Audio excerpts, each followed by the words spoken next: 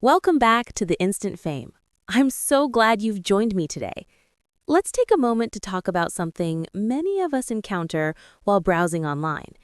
If you've ever come across those overly loud, repetitive posts that scream a certain actress's name, followed by a long list of fashion items like stockings, pantyhose, tights, heels, nylon, lingerie, bodysuit, miniskirt, then you know exactly the kind of clickbait I'm referring to. It's pervasive, and it often reduces a person's entire presence to a mere collection of garments. Today, I want to do something different. I want to take that very same formula and transform it from something sensationalized into something genuinely useful and positive. Instead of shock value, we're going to focus on substance. We'll develop a calm and practical style guide, a straightforward plan for taking great photographs, and a respectful approach to discussing personal appearance that maintains dignity and avoids crossing lines. This is about empowerment through style, not objectification. It's about appreciating aesthetics without losing sight of the person. So, to begin, let's properly establish our foundation and talk about the person at the center of our discussion. The actress Kat Dennings, whom you might know from various television shows and films, possesses a public persona that is widely recognized for a few key traits. She's celebrated for her sharp, quick wit and her fearless approach to both her career choices and her public appearances. Her physical presence is often described as curvaceous and timeless, but what truly defines her style is how it exudes a powerful combination of strength and playful confidence. It's not just about the clothes she wears, it's about the attitude she projects while wearing them. From this perspective, the items we so often see listed in those clickbait headlines, miniskirts, form-fitting dresses, various types of hosiery, are not merely decorative items or simple props. They are in fact tools of a sort.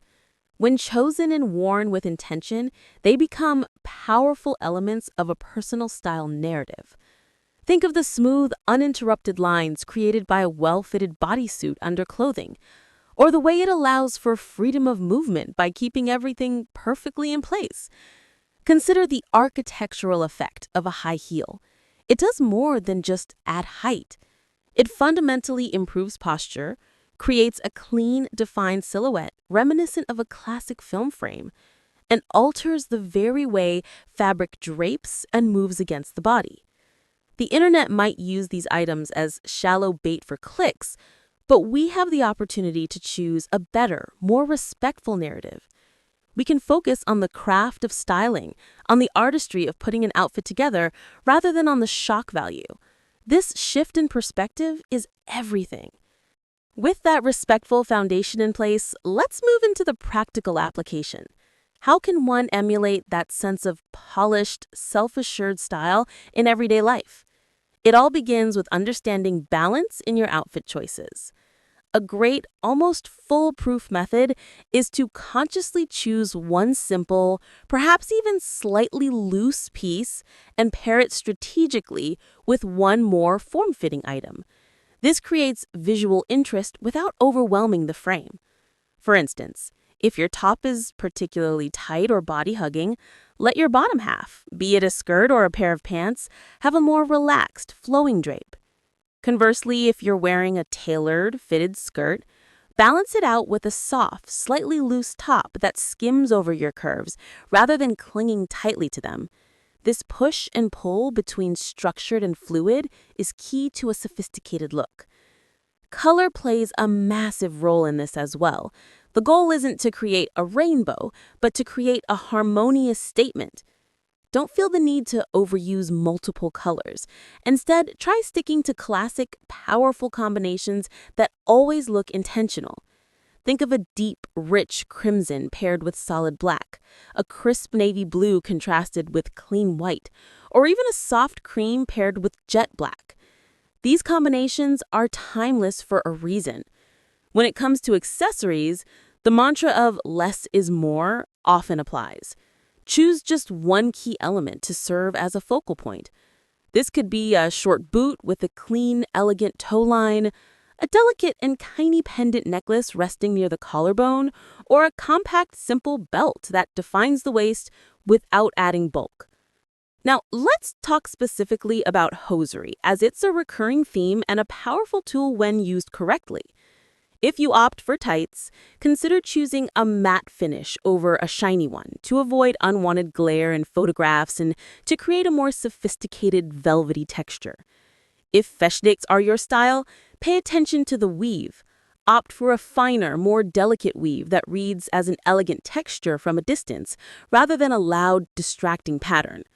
Your choice of footwear should be a marriage of style and comfort, because true confidence is hard to project when you're uncomfortable.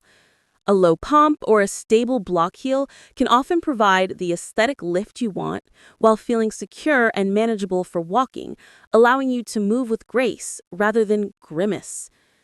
Outerwear is the finishing frame for your entire outfit. A clean, well-cut cardigan, a sharply tailored cropped blazer, or even a short biker jacket can elevate your entire silhouette, creating clean lines and beautifully framing your waist. Each of these elements, when considered carefully, contributes to that overall effect of confident, put-together style that seems so effortless. Now, of course, putting together a wonderful outfit is only one part of the equation. In our modern, image-driven world, how that outfit is captured can make all the difference. This is where many great looks can unfortunately fall flat. So let's discuss a practical, easy-to-implement camera plan. Lighting is arguably the most critical factor. Forget complicated setups. Some of the best light is natural and soft. Position yourself facing a window, but not pressed right up against it. Take a step or two back so the light falls evenly across your face, softening shadows and highlighting your features beautifully. If you're outside, seek out open shade, like the shadow cast by a building on a sunny day, which provides a vast, diffuse light source that is incredibly flattering. Use the tools already on your phone. Turn on the grid feature in your camera settings. This helps you keep the horizon line straight and aids in composition according to the rule of thirds. Always tap the screen to focus on your eyes, ensuring they are the sharpest part of the image. If the scene looks a little washed out, subtly drag your finger down on the screen or use the exposure slider to slightly reduce the exposure. This will deepen colors and add a touch of richness to your photo. Posing doesn't have to be a complex, uncomfortable affair. The goal is to look natural and at ease. Start with a simple foundational stance. Keep your shoulders low and relaxed, not hunched up by your ears. Shift your weight onto your back leg and place the other foot slightly forward. This creates a subtle, flattering S-curve in your posture. Elongate your neck by gently pushing your chin forward and down a touch. Now, what to do with your hands? This is a common point of anxiety. Give them a simple, natural job. You could lightly touch a necklace, hold the strap of your purse, adjust the cuff of a sleeve, or simply let one hand rest on your hip. The key is to avoid letting them hang stiffly at your sides. Just before the photo is taken, take a soft, gentle breath and exhale. This tiny action relieves tension in your face, particularly around your jaw and mouth, preventing a tight or strained expression. If you're still feeling a bit stiff in front of the camera, here's a wonderful trick. Instead of taking a photo, switch your camera to video mode and record a very short clip of yourself. Maybe say something to make yourself laugh or just smile naturally. Afterwards, you can scroll through the video and screenshot a single frame from the exact moment your laughter or smile was most genuine. These captured moments of authentic emotion are often the most stunning and compelling images you can get. When we shift our discussion from personal style to appreciating the style of public figures like Kat Dennings, it's crucial to adopt a framework that is both respectful and ethical.